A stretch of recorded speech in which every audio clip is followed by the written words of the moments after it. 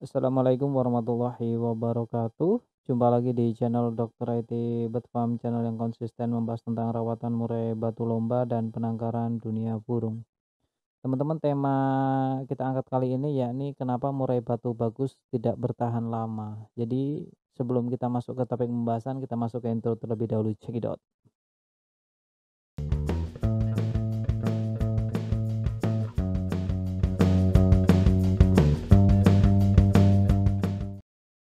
Nah, teman-teman, tema kali ini yang ingin kita bahas yakni kenapa murai batu yang bagus, mentalnya bagus dari awal bahkan sudah prestasi, tapi tidak bertahan lama. Dalam artian murai batunya ini dia bagusnya hanya sesaat. Masalahnya di mana dan bagaimana cara penanganannya, apa-apa saja penyebabnya, nanti kita coba ulik satu persatu.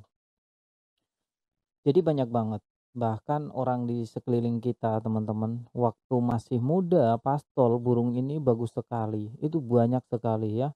Begitu masih muda burungnya selalu prestasi, bisa dibilang menjadi murai batu yang kebanggaan. Akan tetapi ada fase tertentu mungkin dari beberapa bulan kemudian murai batunya tidak ada kabar, biasanya juga terjadi setelah mutasi atau pergantian bulu pertama setelah pastol tadi. Kenapa burungnya malah menjadi tidak bisa diatur dalam artian, yang dari nakalnya, yang dari tingkahnya tidak bisa memberikan, kontribusi lagi untuk memenangkan di setiap perlombaan.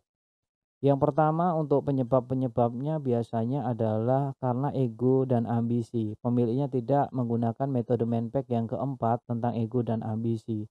Dia mentang-mentang murai batunya bagus dan ambisi ingin selalu memenangkan, maka murai batu ini biasanya digeber terus-terusan. Padahal untuk murai batu yang apalagi muda ya, yang murai batu tua saja tidak boleh digeber asal-asalan. Harus menggunakan waktu ya, harus menggunakan strategi bagaimana agar kita bisa memenangkan di setiap perlombaan ya. Ini seperti balapan motor GP teman-teman. Kalau kita hanya mengandalkan menang di awal satu 2 sesi ya, maka kita tidak akan pernah menjadi juara dunia. Kalau kita ingin menjadi juara dunia dalam artian keseluruhan, maka kita harus hati-hati dalam menjaga poin. Disinilah bentuknya untuk murai batu tadi. Kita tidak boleh sembarangan terus menggeber-geber. Maka yang terjadi murai batunya akan rusak. Murai batunya susah untuk dikendalikan. Murai batunya juga akan nakal. Hal-hal sekecil inilah yang nantinya akan berdampak buruk pada burung murai batu kita. Ya, murai batunya malah cenderung rusak. Jadi untuk melombakan burung murai batu ya yang biasanya seminggu sekali, cobalah untuk melombakan cukup 1 bulan sekali. Karena murai batu semakin jedalnya lama semakin bagus.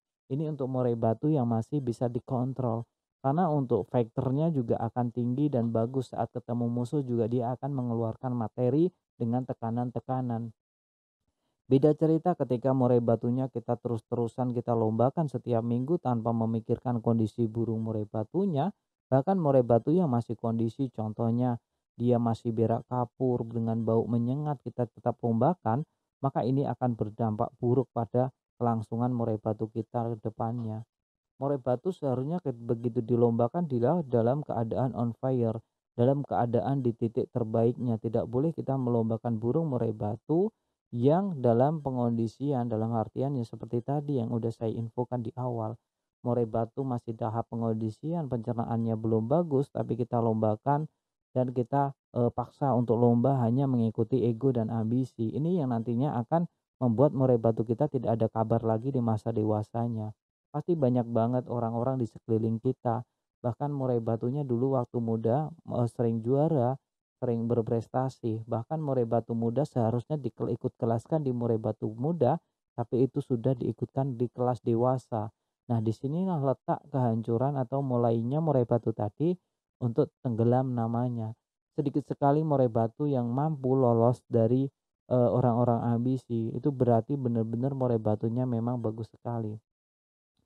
Kalau ada murai batu yang muda meskipun digeber itu pasti ada masanya, sebagus apapun biasanya juga pasti akan rusak ketika fasenya tidak tepat. Contoh, ketika kita melombakan terus-menerus dengan ego dan ambisi, wah minggu-minggu kemarin juara terus, masa ini nggak juara terus dilombakan, padahal murai batunya masih dalam keadaan pengondisian, murai batunya dalam keadaan yang kurang bagus.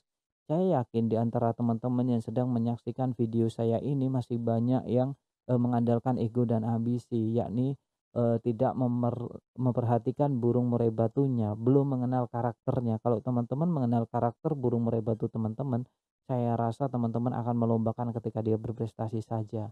Contoh, dia tidak akan gagal dalam menjalankan misinya karena dia akan mengatur strategi yang pas dan cami. Nah, ini untuk mereka yang mengenal karakter dari burung murai batunya. Untuk mengenal karakter dari burung murai batu kita itu tidaklah mudah, dan hanya orang-orang terpilih yang mampu merasakan chemistry ikatan batin antara pemilik dengan murai batunya. Kalau teman-teman belum merasakan itu, kemungkinan besar teman-teman belum memenangkan di setiap perlombaan. Biasanya orang yang sudah mengenal karakter burung murai batu itu, dia sudah dibikin bangga oleh burung murai batunya, dan dia dalam merawatan juga penuh dengan hati, ya. Kontak chemistry-nya juga dia sudah mendapatkannya. Lantas, untuk lomba di kontes-kontes dia biasanya sudah ada feeling bahwa ketika dia berangkat maka dia akan berprestasi. Pun sebaliknya, ketika ada ragu maka, sebaiknya jangan berangkat karena nanti tidak akan ada hasil, mungkin burungnya masih perlu pengondisian. Gunakanlah waktu 1 bulan tadi untuk mengistirahatkan murai batu teman-teman, memupuk fighternya, memupuk mentalnya, serta agar nanti ketika ketemu dengan murai batu lain juga langsung membongkar materi. Jangan sesekali menggoda murai batu saat di rumah. Percuma juga ketika kita mengistirahatkan murai batu kita selama sebulan ya tidak melombakan. Tapi ketika di rumah kita sering track, ketika di rumah sering kita dengarkan MP3 murai batu tarung yang nanti akan memancing murai batu kita untuk gemprong-gemprong juga, dalam artian eee, memuntahkan materi-materi tadi, dan itu keseringan terjadi itu juga bisa berdampak buruk. Selain burung murai batu kekurangan tenaga, burung murai batu tadi juga tingkat faktor dan mentalnya juga akan menipis. Nah, itulah yang harus kita hindari. Jangan sesekali menggoda-goda murai batu kita saat di rumah. Di rumah cukup perawatan dan istirahat saja. Kalau murai batunya sesekali bongkar materi nggak masalah ya, itu nggak apa-apa dan itu hal yang wajar. Nah, untuk murai batu teman-teman sebisa mungkin juga saya coba sharing, jangan sampai gacor di rumah. Untuk takaran EF-nya harus benar-benar pas. Di rumah cukup untuk menahan agar murai batunya tadi tidak sampai gacor dan tidak sampai mengembangkan bulu. Itulah letak settingan harian untuk murai batu yang orientasinya ke lomba. Karena kalau murai batunya yang tadi sampai gacor gemprong-gemprong itu tandanya kita over setting saat di rumah ya, over EF itu tidak bagus. Nanti saat di lomba murai batu kita malah cenderung hanya pasang badan dan tidak membongkar materi karena tadi over EF itu tidak bagus untuk murai batu lomba, dan ini perlu dicatat dan digarisbawahin. Sebaik-baiknya murai batu lomba adalah ketika di rumah dia cenderung diam, tapi tidak mengembangkan bulu. Cukup sekian ya, terima kasih sudah pada mampir. Jangan lupa di-subscribe, terus buka-buka konten yang lain juga karena banyak banget ya yang perlu kita hindari, yang apa yang harus kita lakukan untuk murai batu lomba. Perlu dicatat teman-teman sebelum kita mengakhiri video ini, bahwa video ini sebenarnya ditujukan untuk mereka agar lebih waspada untuk menjaga murai batunya. Tapi kembali lagi ke teman-teman semuanya, mau dijalankan silakan, enggak juga enggak apa-apa. Yang jelas saya cuma berpesan murai batunya dijaga baik-baik, jangan sampai rusak ya. Dan perlu dicatat juga, setiap murai memang memiliki karakter yang berbeda-beda. Jadi setiap perawatan tidak perlu diperdebatkan antara satu dengan yang lainnya. Kalau cocok dijalankan, nggak cocok ditinggalkan. Jangan cuma sekedar membaca judul saja ya. Pahami isinya, tonton dari awal sampai detik ini. Bagi teman-teman yang menonton sampai detik akhir ini, saya kira tidak akan ada perdebatan lagi di kolom komentar. Salam sehat.